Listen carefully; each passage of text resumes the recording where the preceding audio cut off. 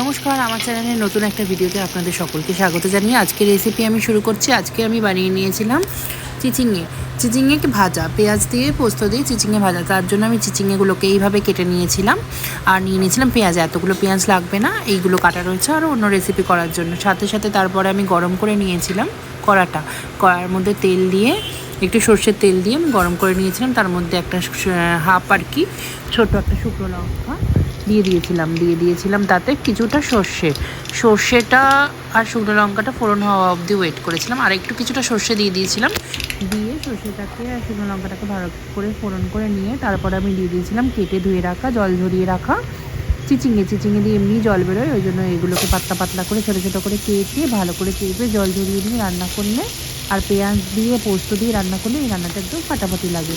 এটা ভাত দিয়ে খেতে খুব ভালো লাগে।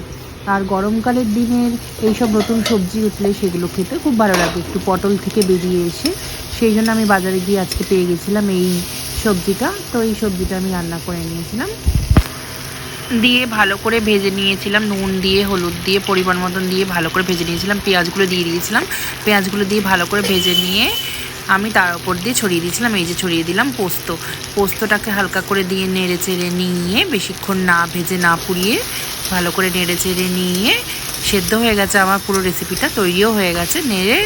নেড়ে চেড়ে নিয়ে আমি নামিয়ে নিয়েছিলাম। নামিয়ে নিলেই তৈরি হয়ে যাবে এই চিচিঙে ভাজার একটা রেসিপি। এইটা ভাত দিয়ে, ডাল দিয়ে বা ভাত দিয়ে শুধু এমনিও বা রুটি দিয়েও খাওয়া যায়।